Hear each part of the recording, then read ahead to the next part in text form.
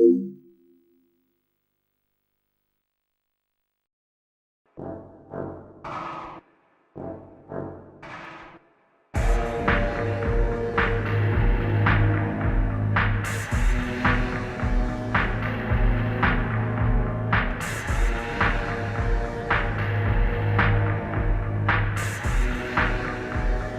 a Rail, the 8th chapter in Half-Life.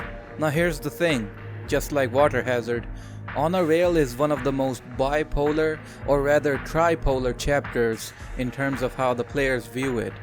I asked for your opinion on Twitter, Lambda Generation, and YouTube, and here's what I got. One part of the community absolutely hates it, one part doesn't like it or hate it, and one part absolutely loves it. The results were inconclusive to say the least, and hey, that's totally fine, to each their own. Now I personally fall into the second category. I don't like it or hate it, but in this video I want to see what On a Rail did good and what did it do wrong. But before we do that, let's take a look at the previous two chapters, chapter 6 and 7, Blast Pit and Power Up, respectively. Let's set the context and see how we end up in On a Rail. Alright, Blast Pit. I'll say it right off the bat and trigger a bunch of people. I love this chapter, one of my favorites from the game. How the underground area is depicted here, I love it. It's a contrast to the clean Sector C labs we've come from. There are pools of toxic waste, there's a sense of being lost in this huge facility, and most importantly, this is one of the few chapters that has a certain depth to its design. It shows you how big this place really is. Every time I go through this chapter, it's always such a great experience. I'm always awestruck at these sights. Now I know why people don't like this chapter. It's because of the tentacle monster. People are off-put by it and how they aren't able to get past it easily. Here's what you do. Throw a grenade, hold down shift and walk. Repeat and repeat till you get to the door below you. You just need some patience is all. Anyway, in this chapter we need to get rid of the tentacle monster, but for that we need to turn on the power, oxygen and fuel. Along the way you fight a lot of aliens and zombies, head down even deeper into the facility to find the control panels for the things we need to turn on. First is fuel and oxygen. To head there, we first turn on this absolutely humongous fan that launches us up in the air. I have no idea why would they have a fan this big in the facility. Maybe it's an exhaust fan, I don't know. Anyway, once we go into the vents, we end up in the fuel and oxygen room. We just press the buttons and we're good to go. Then it's time to activate the power. We head back to the tentacle monster's room and head one floor down. Same strategy, hold shift and throw grenades to the other side of the room to distract the monster. I liked how they divided up the two things. It added some variety to the level design, making you go to different places without it looking too boring. They could have just added in the electricity button right next to the fuel and oxygen buttons, but that would have been too simple. And again, this chapter definitely has some views that I really like. For example, when the lights turn on and the elevator comes down here. Of course it breaks down, so you have to jump to the ladder that's conveniently located to the wall right next to you. So we go up to the generator, press the two buttons and the power turns on, killing one innocent scientist in the process, unfortunately. Once all that's done, you come back to the control room, press the button, and that's that. After the monster gets burnt and retreats to its lair, we go down into its hidey hole and find ourselves a magnum. After we go through all the toxic waste that would make OSHA cry, we finally end up at On a Rail, Power Up. Here's the thing, I've been playing this game since the year 2000. After 21 years, I always forget Power Up is a chapter. It's so short that I managed to complete it in 7 minutes, and I'm not even a gamer like you. Anyway, this is a really short chapter. It's basically a prelude to On a Rail. Our main goal here is to turn on the power. Now where have I heard that before? But I mean, it's not a bad chapter in any sense. It looks good, it plays good. You get a lot of military resistance, and of course, you also see this guy too. Once you eliminate the soldiers, turn on the power generator, then it's time to zap the big guy. You lure him into the two electricity poles and turn them on. Once the big guy's dead, then it's time to proceed to the main event of this video. Once you look at your surroundings, you realize it's time to continue the journey on a rail. Okay, now let's take a quick breather. Why did I show you the previous two chapters first?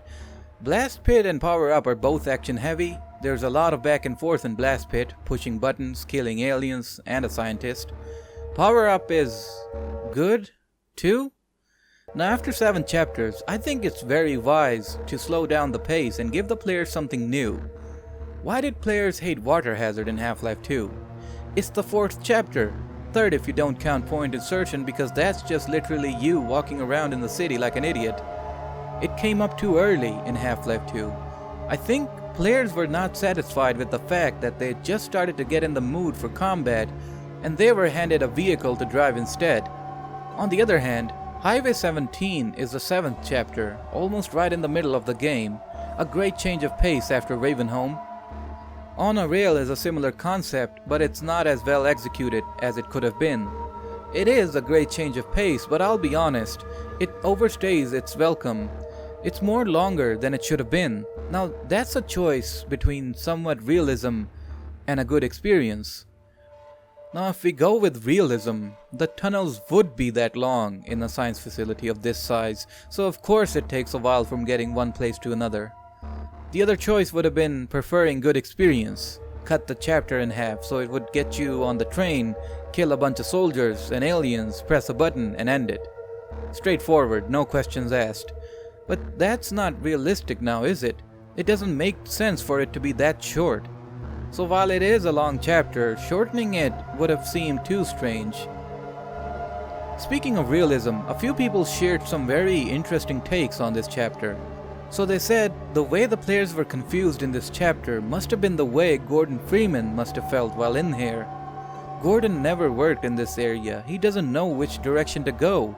So in a very meta way, this is the closest we've been to feel what Gordon Freeman felt in Half-Life 1.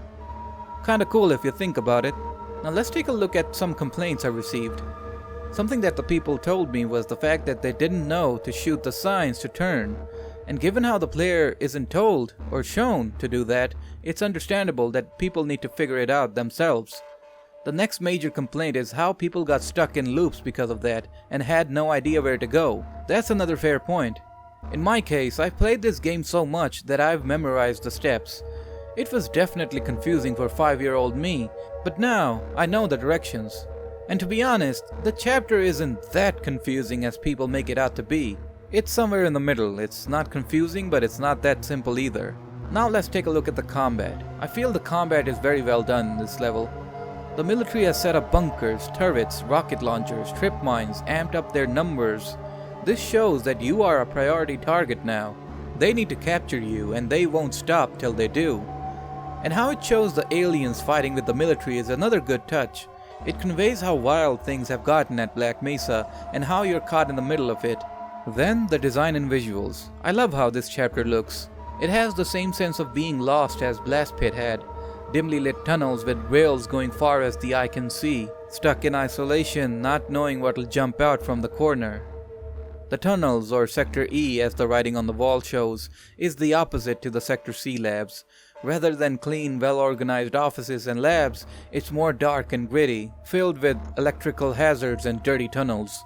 After 2/3 of the chapter is done, you end up outside, and it's such a calm moment, it mirrors what's going on inside.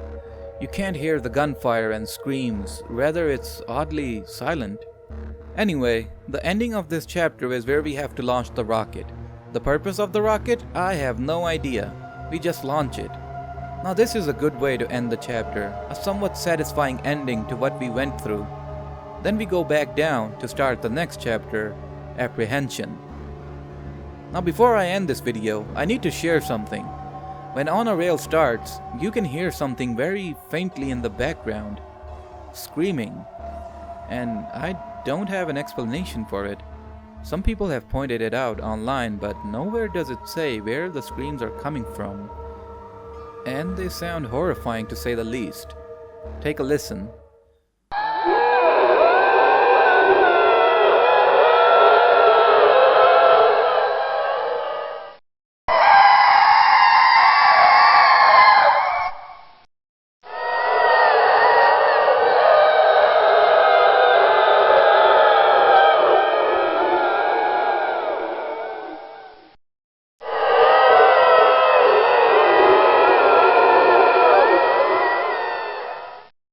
So yeah, that was On a Rail. Not the best chapter in the game, but it isn't as bad as you might think. Hope you enjoyed the video. Thank you for watching.